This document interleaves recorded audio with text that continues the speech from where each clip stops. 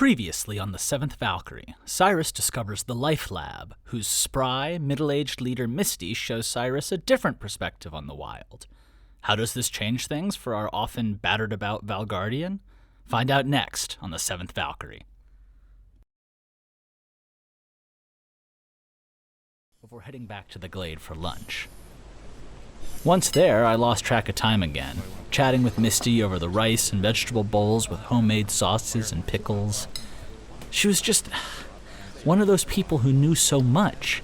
Every explanation opened up room for another round of interesting questions, and it seemed like she was having just as good a time as I was as our conversation stretched on long past midday lunch as people came and went.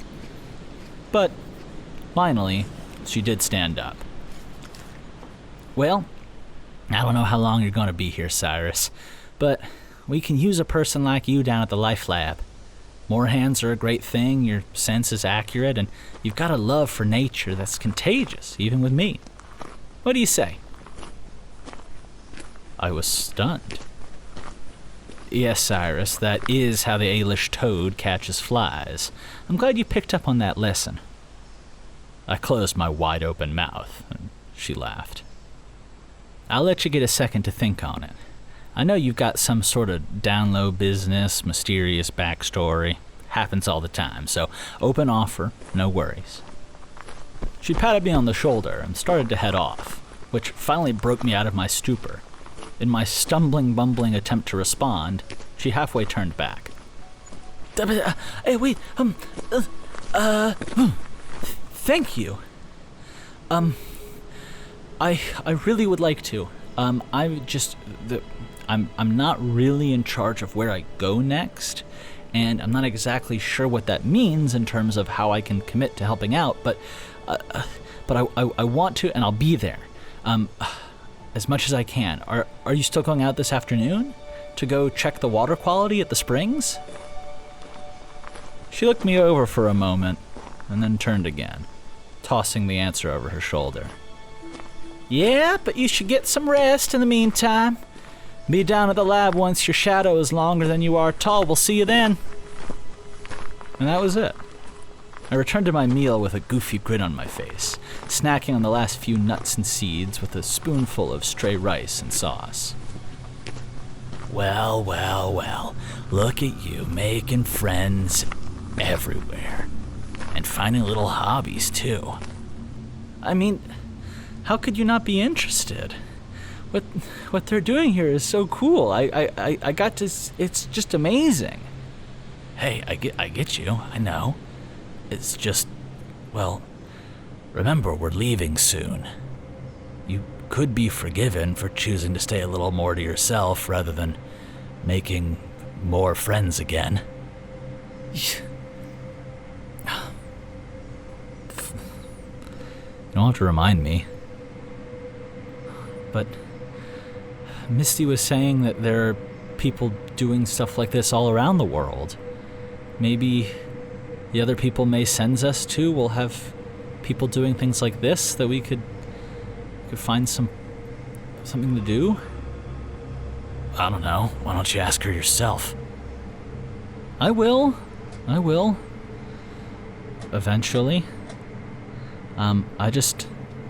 I don't really want to think about her right now. I started to pick up my bowl and head back to drop off my dish. Yeah, that wasn't a rhetorical question. She, well, what's the way to put this? She's here. I froze in place.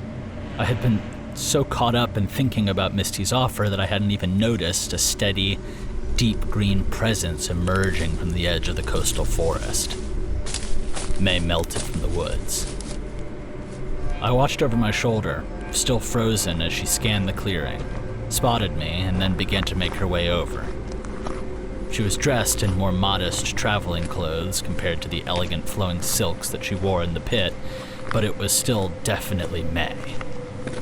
Another major change was that she was covered in fading scars and scratches, including one deep wound across her face. The wounds of battle that weren't healed yet, on a woman who be good to remember, was a wolf. Hey, Cyrus, you're shaking. Yeah, I know. Shut up. With all the effort I could muster, I made my way over and dropped off the bowl, quieting the utensils jingling inside. Then, I made my way back to the table, avoiding eye contact with May as she made her way across the glade towards me. She's getting closer, bro. I know! My hand ran up to my throat to brush against the phantom bruises, and then I snatched it back down. I sat down, then stood back up. Standing felt better for some reason. Good afternoon, Cyrus, May said as she arrived in the dining area. May I join you? Cyrus, you can do this. Hearing C support me, rather than berate me, was surprising enough that it distracted me from the constant flashes I was seeing of May choking the life out of me. It was enough that I was able to recollect myself and gesture to the table, scooting all the way down to the bench on the opposite side. It was plainly ridiculous. I was looking at her from an entire bench away when there was no one in the dining area, but May didn't comment, gliding over to the opposite side of the table and sitting down on an equally far away corner. There she sat, fingers folded under her chin.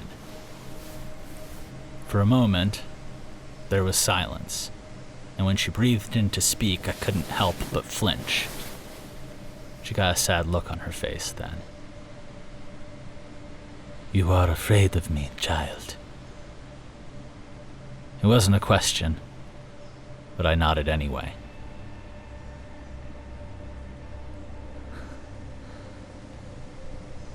I want to be okay. I know that you've watched out for me and done so much for me, and Tristan trusts you, and so many other people do. But,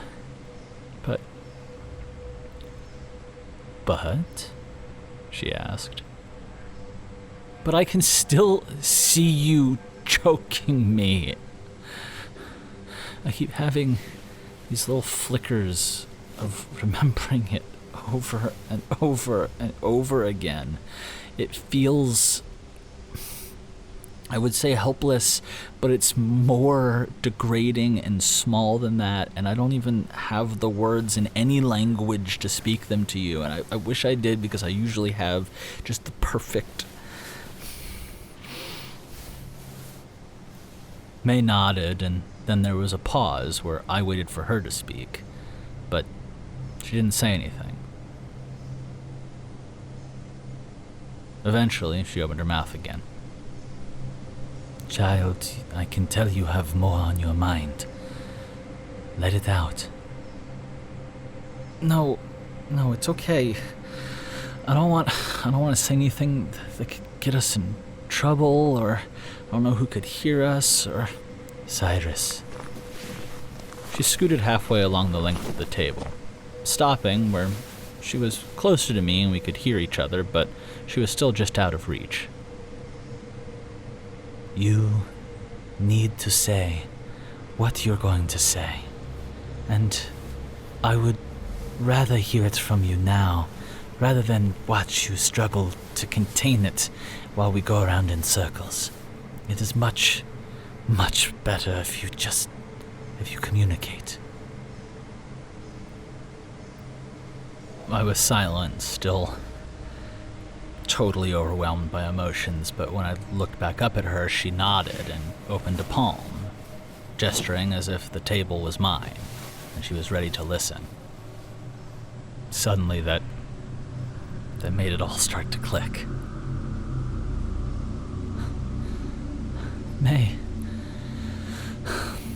May, I thought I was gonna die, and that I was going to fail everyone I cared about, and that's not the first time, or even the 10th time that I have felt that. I have felt that over and over again recently, and at this point I'm running on empty, and somehow I've managed to keep moving, but I look at you, who's supposed to be who I'm relying on, and I can just feel your hands around my throat, and I can feel my life being squeezed out of me, and I don't know what to do. I'm tired of being chased from place to place and hiding and beaten up and attacked, and then everything changes all the time, and then I'm burned alive by demons. And is this all stuff I'm allowed to complain about, or is that just like how life goes in Edera and I'm super soft?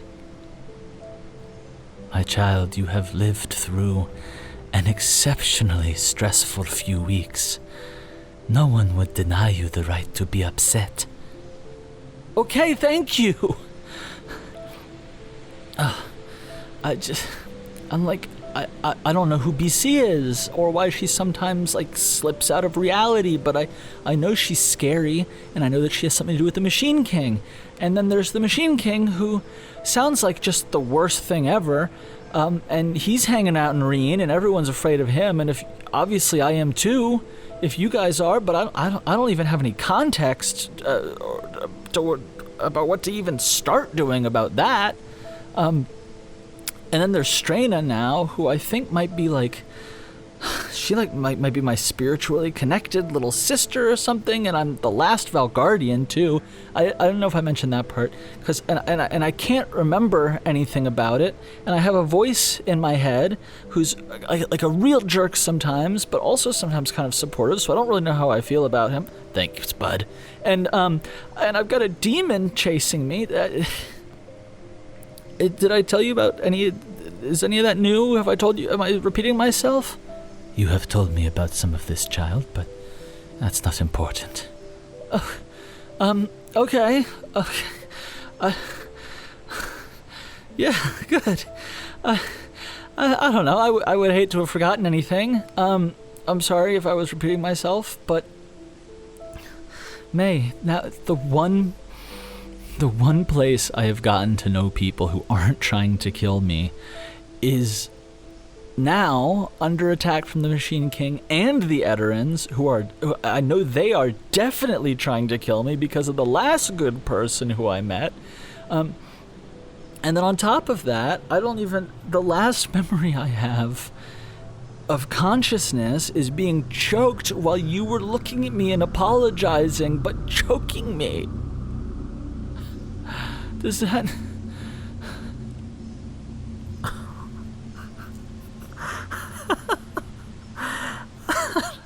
I don't know. Does that all sound like something I'm allowed to be really freaking stressed about? I don't know if I told you this part, but I saw Bram and most everybody in Sunset and all die. I'm still up, and then I might have died, but I don't know. And then I was in a forest, and everybody tried to kill me, and oh my god, then there were the fucking corrupted wolves, and then the Star Lake. May, it almost went out. It was like it was gonna go out, but and then it went out almost. But then Erythine went across the lake and then all the wolves were like meow, and it was super cool. And then I was like, oh my god, I'm glowing and I'm golden. I'm like, ooh, and I might have powers, but not really, because I can't do it. I could just hear, and sometimes it's too loud. And then Tristan. Will I ever see Tristan again? And Bram and Bram.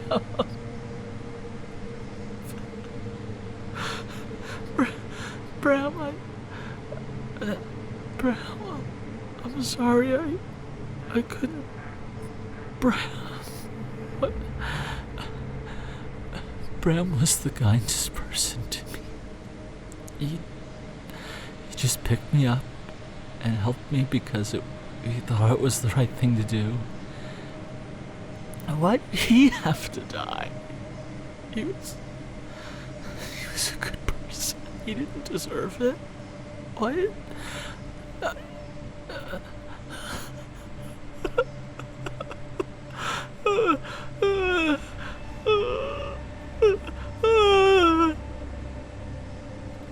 And then I finally broke down completely, sobbing, head on the table, and in a smooth movement, May stood and then sat next to me,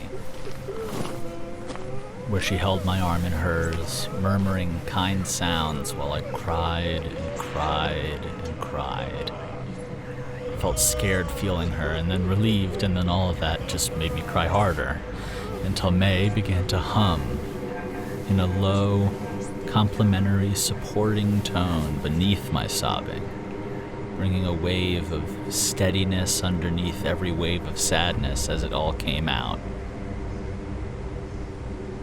I lost track of time then, just falling into it, inhabiting the sadness, and when I finally slumped against the table with all my sobs gone and falling away, May put her hand on my shoulder. I turned, eyes red, nose running, and spoke in her direction, not quite ready to pull my cheek off the table yet. Want to know what happens next? Join us on Patreon to become a hero of Edera and get early access to episodes along with bonus features, director's commentary, and the full Tab to archive. You can also find other ways to support us at the links in the description, and we will see you next week.